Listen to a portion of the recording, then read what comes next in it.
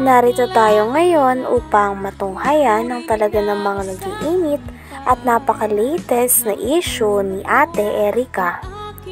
Sa pagpapatuloy nga ng issue na hidwaan sa pagitan ni Ate Erica at ng kanyang pamilya ay pumunta nga muli si Kalingap Val Santos Matubang sa bahay ng pamilya ni Ate Erica upang makibalita kung ano na nga ba ang sitwasyon ni Ate Erica at ng kanyang pamilya. At sa kanyang pagdating nga doon ay pinag-usapan pa nga nila muli ang mga nangyayari tungkol kay Ate Erica at kung paano nga ba nagkagalit ang pamilya ni Ate Erica. Kung kintahin lahat, baka mga 2 million ang tirang brikewan ni Sila na Jene. Baka higit hanggang loob ng bahay. Hindi, kasi may Inmax pa. May motor, sidecar, may lupa pa sa dait. Grabe, mayaman si June pala, no? Kaya nga po sabi ko po, tumigil kayo kung ayaw ninyong malaman ang katotohanan ng mga tao na binabaliktad ninyo sa amin na wala naman kami alam. Wala naman sa akin. Ayun, kasi andito lang po ako mga kalinga para i-clarify ito. Ayoko naman po na parang dandal ko tapos yung pala tama si N. Tunyacao Torres, yan o. Hindi namin yung tila. Eh, Lolo Migs, ano kaya yung topic natin dito? Diba, pera at ikaw ang may hawak yung pera, hindi si May. Dahil kayo ang bumili ng gamit. I have some evidence of what happened from the start. Yung pirang yun, ibinibigay lang sa akin para bumili ako ng mga agribil na gagamitan sa bahay. Grabe at talagang nasabi nga ni Kalingap Val Santos Matubang na napakayaman na sponsor ni Sir June A sapagkat siya ang nagpabahay kay Ate Erica pati na rin sa kanyang kapatid na si Sheila May na ngayon ay tinitiran na nga nilang dalawa. Bukod doon ay binigyan din ni Sir June A ng NMAX na motor si Ate Erica at ang kanyang ate. At susunod naman nun ay sinusustentahan doon sila at binigyan pa ng pangkabuhayan na tricycle. Kaya naman makikita nga natin na talagang lubos-lubos talagang tumulong si Sir June A. At dahil dito, nasabi naman ng tita ni Ate Erica na marami daw talagang hindi alam ang mga tao. Mag-asawa sa dai. Doon na sila natutulog. Doon sila natulog. Pag makain sila at hindi gusto ng ulam dito, doon sila nakain sa dai. Sino? Yung sila? Mag-asawa. Sila May? Sila yung takdo. Buhay rin na. Uy, rin na. Nangyayari. Ano? Talaga. Uuwihan dito ni isang mansanas, hindi man lang bigyan yung apo. Grabe naman. Ayun. Kaya po, kasi nungalingan po yung sinasabi po niya ni Amy Torres. Alam ko po na lagi yung kausap po ni May, magdamag-damag, magkausap po yan lagi dyan po sa kwarto. Yan po lagi ang magkausap. Saka si Sheila May. Umpisa pa po nung hindi pa po luminitaw si Sir John A, magkausap na po yan. Hanggang dumating si Sir John A, sila na po lagi ang magkausap hanggang ngayon. Sila po ang laging magkausap. Nasa likod po si Sheila May kay Amy Torres, siya po yung nagbibigay yata po ng update. Okay. Kaya kumakalat po. Bibigyan ng mga kalita para kumalat sa kanila. Parang tinatakot pa kayo, ah. Ayon nga sa mga nangyayari, ay nasabi nga ni Kalingap Val Santos Matubang na aanhin daw natin ng pera kung hindi naman tayo magkaayos kasama ang ating pamilya. Lalo na ang mga tao na talaga namang nagmalasakit sa atin sa mga panahon na walang-wala tayo at nagpalaki at nag-aruga din sa atin simula bata tayo. Lalong-lalo na din ang mga tao na nagparal sa atin at hatid sundo tayo sa eskwelahan nung bata pa tayo. Kaya naman sa mga nangyayari ay talagang nakakalungkot na parang inabando o hindi na inaalala ni Ate Erica at ng kanyang ate ang kanyang lolo at lola pati na rin ang kanilang kapamilya dahil hindi na nila ito binibisita at nagiba na nga daw ang ugali nila base sa kanilang lolo. Sinasabi nila.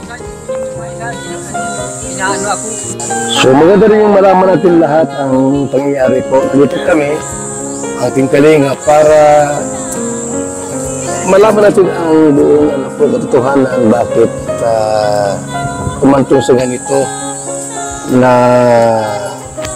salit na magkaisa yung apo at lolo, parang hindi magandang nangyayari. Aanin niyo po ang pera kung sira naman ang relasyon sa magulo. Ito ang pinakamayaman sa buong mundo. Kung sira naman ang relasyon, wala din silbi po yun. Ang malaga po yung magandang samahan. So, yung mga sinabi pa lang hindi totoo pala. Naghahambog lang. Sinungaling. Sabihin yung imitoris niya, butog yun. Si Torres, Ini Torres. Si Silam yung gapa nun. Sinabi pa nga sa post na talagang parang sobra na daw ang pamilya, lalo na ang tita ni Ate Erica at ang lolo ni Ate Erica sa kanya. Kaya naman pinagtatanggol nga ng post na ito si Ate Erica at ang kanyang ate. Talagang sabi nga ng lolo ni Ate Erica ay napakarami daw maling impormasyon doon at talagang pinaliwanag din ni Lolo Miguel ang kanyang sarili sa mga manonood. Talagang marami pa nga mga bagay na hindi nalilinaw tungkol sa issue na ito, kaya mareresolba pa kaya ang mga ito? Dahil nagagalit na nga talaga si Lolo Miguel pati na rin ang tita ni Ate Erica. Talagang habang patagal na patagal ay mas umiinit na nga ang issue nito. Sino nga ba ang tunay na may mali? Ang pamilya ba ni Ate Erica o sila Ate Erica at ang kanyang ate? Yung mga sinabi pa lang hindi totoo pala. Naghahambog lang. Sinungaling. Sabihin yung imitoris niya, butog yun. Si Ini Torres. Ini Torres.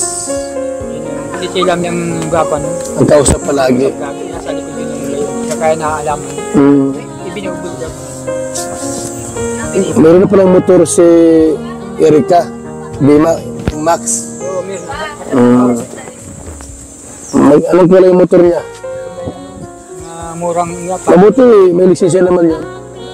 Kinunan yun nila si Dikuanik dun eh. Ang lisensya. Sila. Talagang Si Arnie. mahal na mahal ni John Lee, ano? Tapos sa may lote sa Dait. Wow, grabe, congratulations. Tapos may bahay pang maganda. Walang masamang tumulong. Meron lang kasi nagpaabot ng reklamo sa atin. Itong si Lolo. Pinag-usapan din nila na talaga namang napakalaki daw ng bahay na natanggap ni Ate Erica at ng kanyang ate na si Sheila May galing kay Sir June A. Kaya naman nagtaka naman si Kalingap Val Santos Matubang na napakalaki naman daw ng bahay na ito, ngunit bakit hindi nagawang tulungan o isama ni Ate Erica ang mga tao na nag-aruga at talaga namang nagpaaral sa kanilang dalawa ng kanyang ate simula noong bata pa silang dalawa.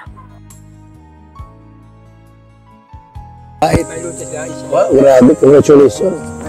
Tapos may bahay pang maganda. Walang masamang tumulong. Meron lang kasi nagpaabot ng reklamo sa atin. Itong si Lolo Mig saka Dini. Kita po niya yan. Bakit yung gano'n nangyari? May ilang square meter yun. Awan ko po. Hindi man ba nagkakamalit. Basta alaman ko lang na talagang So yung bahay dito, malaki din. Malaki din. yung ang bukanan ay 22 yata. Ang katahaba, 20 por 22. Ano yun? Second floor? Yung kalahati. Ako ang nagbukan nun. Dahil bakilid yung lukuan. Kalahati ang second floor. Dahil po, itong kalahati, Ayan po. pinabuhusan ko. Yan na. So, Torres, let the dogs bark. The lion is still king. Is still the king. Gutom na ang mga asong ligaw at batuga.